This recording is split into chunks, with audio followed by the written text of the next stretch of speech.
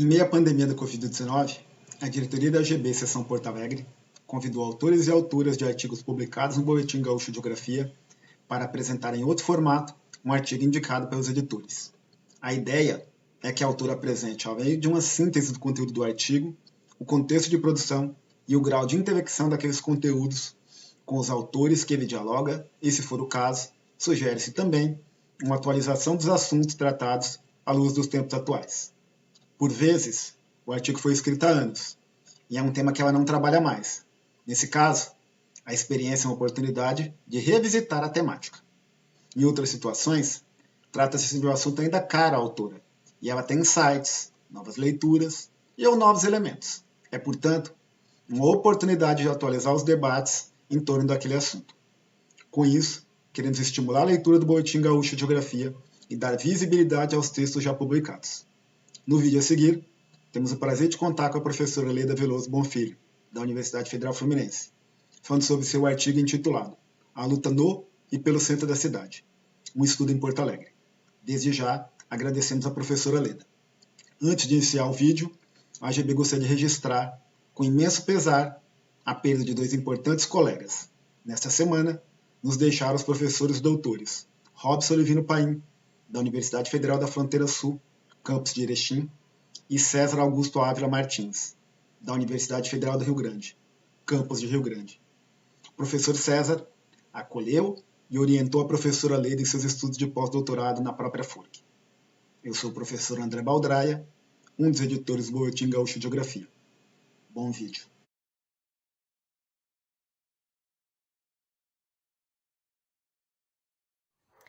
Bom, a minha participação no BGG Falado é em cima de um artigo que eu escrevi em 2008, chamado A Luta no e pelo Centro da Cidade, um estudo em Porto Alegre,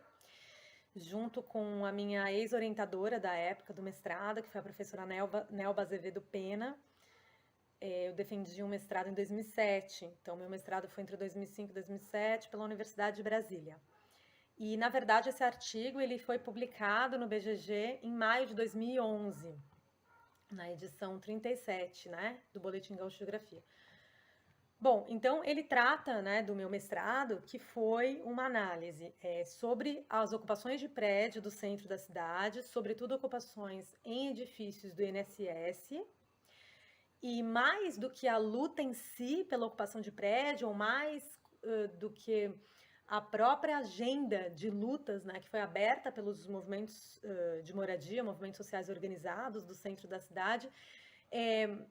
a construção de uma política, né, ou o esboço de uma tentativa de construção de uma política nacional, né, uma política federal,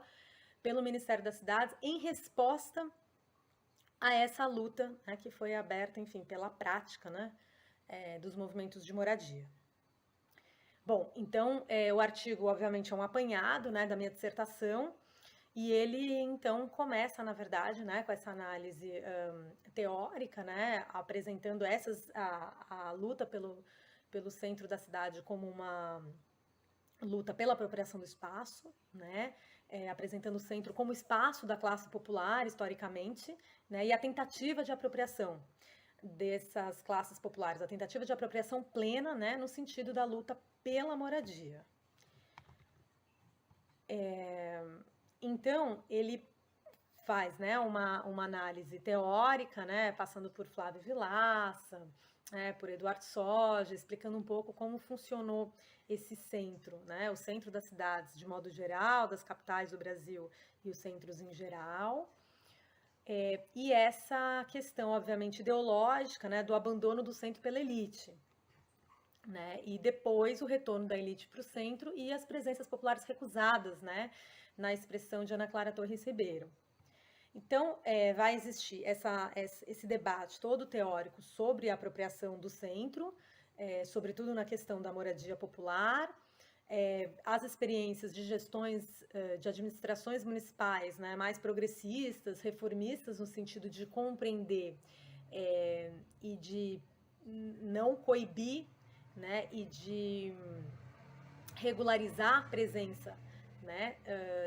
essa presença popular, de moradia popular no centro, né, sem despejo, sem revitalização, gentrificação. E depois eu chego para o meu estudo de caso, né, que foi um prédio especificamente em Porto Alegre que existiu a reforma de prédio, né? Então, na verdade, assim, eu parti da constatação das várias experiências de movimentos sociais, alguns movimentos nacionais de moradia, outros movimentos pontuais, menores, né, locais ou regionais, ocupando prédios, né, e como isso se tornou uma política. E o prédio especificamente de Porto Alegre, que eu tinha escolhido para analisar, como no fim ele terminou com uma reforma de prédio, né, dentro de um programa habitacional específico, atendendo, portanto, à luta dos sem-teto organizados. Bom, então vai existir todo esse debate teórico, né, sobre quem são o perfil desse sem-teto das ocupações de edifícios vazios, né? Também uma análise institucional e jurídica sobre a compreensão desse patrimônio imobiliário do INSS, né, que não era só do INSS, mas também da Secretaria de Patrimônio da União, ou seja, ou áreas de ferrovia, da antiga ferrovia, então um patrimônio imobiliário gigantesco, na verdade, vazio ou não aproveitado ou subutilizado, né, que existe no país, né, e a categorização, a compreensão dele, né, como possibilidade de habitação popular. Então, foi preciso se debruçar, né, durante o meu mestrado, e aí eu trago de forma pontual aqui, e obviamente mais superficial no artigo, toda a legislação que foi mobilizada, né, para tentar dar conta desse patrimônio imobiliário. Né? Então, quer dizer, o Instituto Nacional de Seguridade Social, né, o INSS, ele vai ser essa carteira imobiliária, né, de bens imóveis, né, que, na verdade, compõem parte do que é pago, né, de aposentadoria para os trabalhadores. Então, é toda uma questão jurídica, né, e institucional de gerenciar esse patrimônio. Né? Então, na verdade, o meu mestrado, ele dependeu muito de uma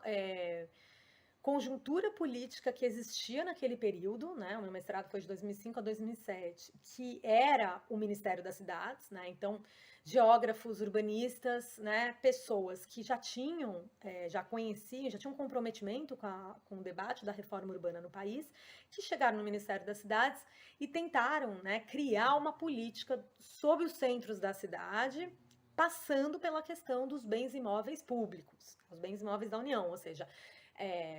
obviamente que se sabe o imenso patrimônio que existe não utilizado de vazios urbanos de proprietários particulares, né? Mas aqui então era uma questão que se abria uma brecha para se debater o papel do Estado, né, na destinação desses bens imóveis vazios, bens imóveis públicos, né? E aí tinha tanto o INSS quanto a Secretaria de Patrimônio da União, né, com as terras da ferrovia. Bom, então, assim, para deixar claro a complexidade do problema, né, da dimensão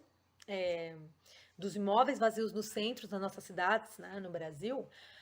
a gente tem que ter a noção que não é só a propriedade particular, que já é um imenso problema, né? Então, segue sendo a questão da terra, a questão da propriedade, mas a propriedade particular a gente vai, né, tentar recorrer com o debate da função social da propriedade, que já estava presente na Constituição Federal, né, nos artigos 182 e 183. Né, e depois vai ser explicitado o debate da função social da propriedade da cidade no Estatuto da Cidade, né, que é a Lei 10.257 de 2001. Bom, e os bens imóveis públicos, eles podem ser classificados em algumas categorias. Né? Bens de uso comuns do povo, né, que são as praias, as vias públicas, as praças, né, o que deveriam ser completamente, né, públicas. Tá? Bens de uso especial e bens dominiais ou bens dominicais. Né? Então, na verdade, e cada um dessas categorias de bens, né, elas são regidas por legislações específicas. Bom, então, do que a gente está falando aqui, né? De bens dominiais ou dominicais, que são aqueles que não possuem uma destinação pública específica, né? E de modo que cabe ao poder público definir o uso dessas propriedades públicas, né? Bom, e aí então, após 2 anos de negociação, né, e convênio firmado entre o Ministério da Previdência Social, o Ministério das Cidades e a autarquia, que era o INSS, junto com o Ministério de Planejamento, né, com a Secretaria de Patrimônio da União, porque também entrava nesse debate, né, eu não analisei no mestrado, mas também entrava no debate as terras, né, da rede ferroviária federal, né, nesse debate, então, que era a SPU que zelava por essas terras. Então, depois de 2 anos de negociação e um convênio já firmado, ainda existiam entraves que emperravam o processo da regularização fundiária nas terras da União ou desses imóveis do INSS para efetivar uma política habitacional nos centros da cidade, né? E para destravar o processo, portanto, foram elaboradas 2 medidas provisórias. A primeira, 292, de 26 de abril de 2006, e depois a 335, em 2007, né, que substituiu a primeira, né, que no fim se converteu na Lei 11.481 de 2007, que sinalizava favoravelmente a regularização fundiária de interesse social para o uso de terras e prédios públicos da União, imóveis do INSS ou da rede ferroviária, né? Mas foi interessante perceber, né, e compreender a gestão política, a gestão urbana, a gestão administrativa e a gestão urbana, né, que era um entendimento jurídico distinto dos órgãos envolvidos, que marcou divergências no campo político, né? Bom, então, sancionada em 31 de maio, né, essa Lei 11.481, né, de 2007, ela, por fim, representou um consenso entre as partes, né, e permitiu que o INSS disponibilizasse em leilão, né, os bens imóveis sem uso, né, com valor de viabilidade econômica, né, só seriam assegurados nos casos em que não houvesse, né, porque é um leilão, se não teve oferta, se não tivesse comprador, né, comprador potencial dos bens imóveis no leilão, aí ele poderia ser passado para viabilidade econômica, né. Bom, e aí no fim 6 casos nacionais, né, foram negociados, entraram no leilão, e um deles foi o edifício da Avenida Borges de Medeiros, em Porto Alegre, que eu estava analisando. Bem, então, o edifício especificamente, né, que se tornou meu estudo de caso, que chegou até o fim do processo, né, outros edifícios foram incluídos, inseridos nessa política do Ministério das Cidades, desse programa de reabilitação das áreas centrais, mas o edifício de Porto Alegre foi dos únicos que foram reformados, né, então chegou até o fim do processo, né, não que seja uma etapa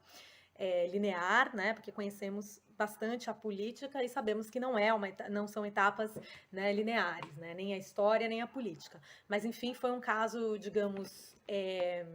foi um estudo de caso interessante de acompanhar e de analisar, porque chegou-se ao fim, que é o que se imagina, né, o que se deseja, o que se espera, o que se milita, né, e o que se debate sobre reforma de prédio, né, reforma de prédio no centro da cidade,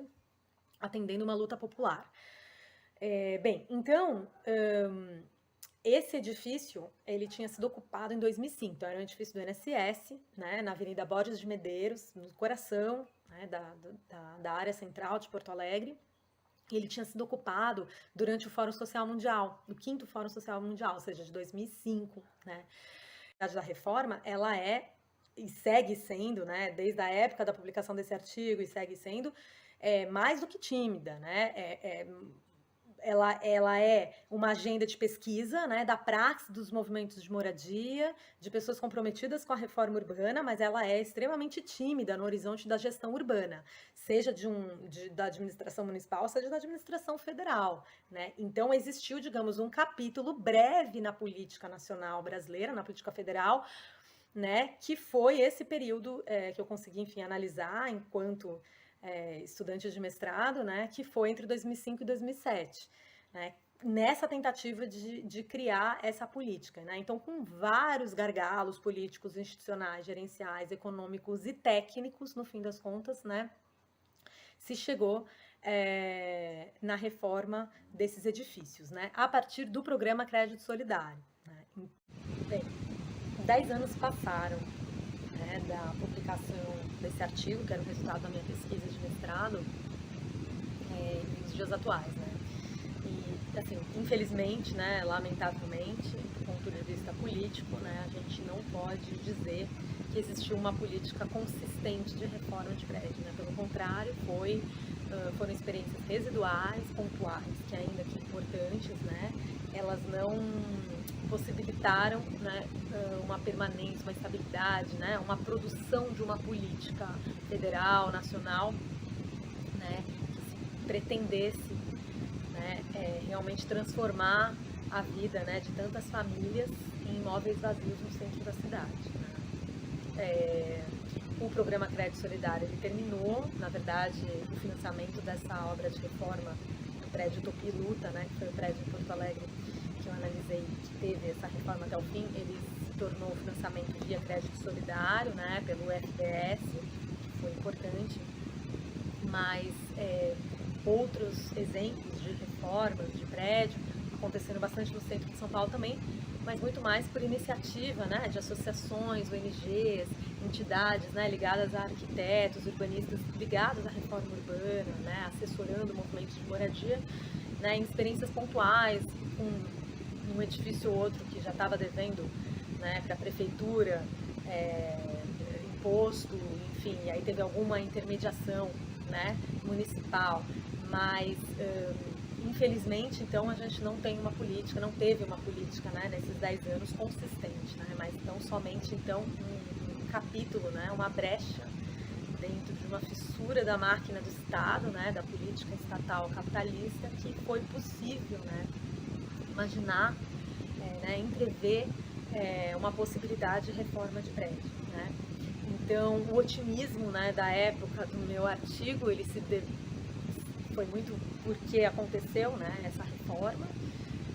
mas logo depois isso tudo foi interrompido, né? Não só o crédito solidário, como também a questão do fundo, né? Havia também, em 2005, né, um otimismo, porque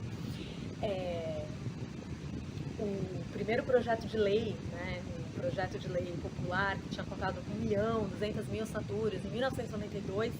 né, foi o primeiro projeto de lei de iniciativa popular, que então é o Fundo Nacional de Moradia Popular. Em 2005 ele é aprovado como FINS, né, Fundo Nacional de Habitação de Interesse Social, para dar esse suporte, essa sustentação de política, né, para a política habitacional do país. Né.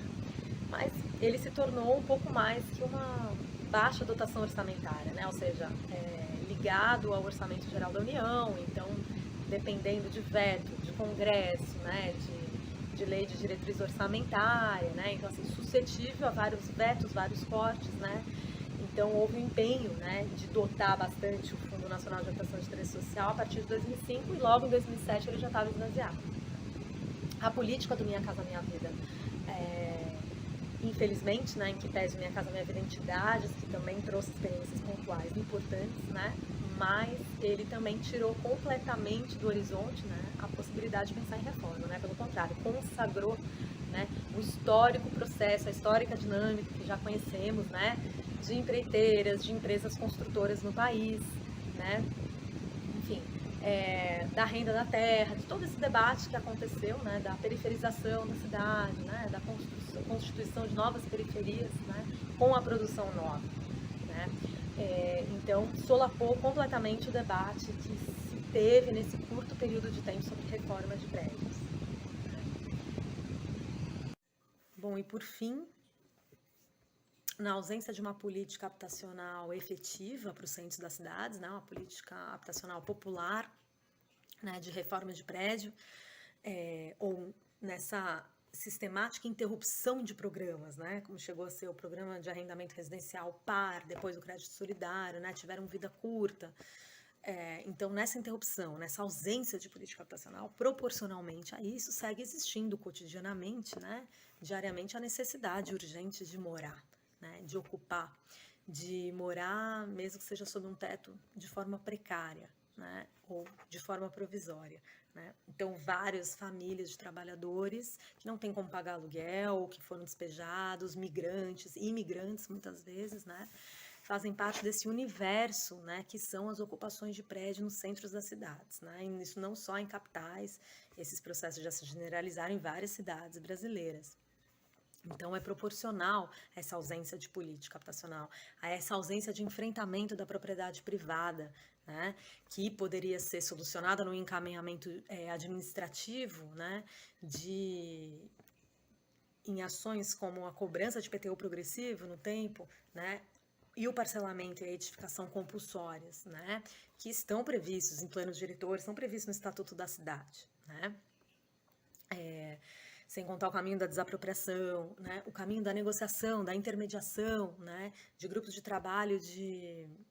intervenção, né, justamente jurídica para questões fundiárias, né, de negociação com proprietários, né,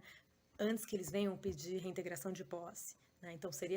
é possível pensar em caminhos, né, obviamente de caminhos jurídicos e administrativos municipais, né. No caso do patrimônio público, como nós vimos também, é possível caminhos, né,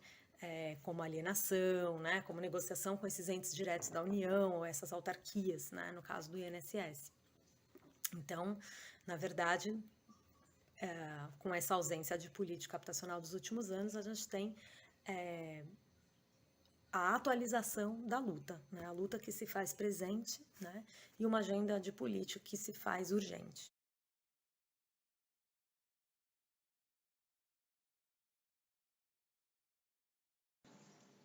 O Boletim Gaúcho de Geografia é publicado pela Associação dos Geógrafos Brasileiros e pode ser acessado pelo endereço www.ser.ufrgs.br/bgg.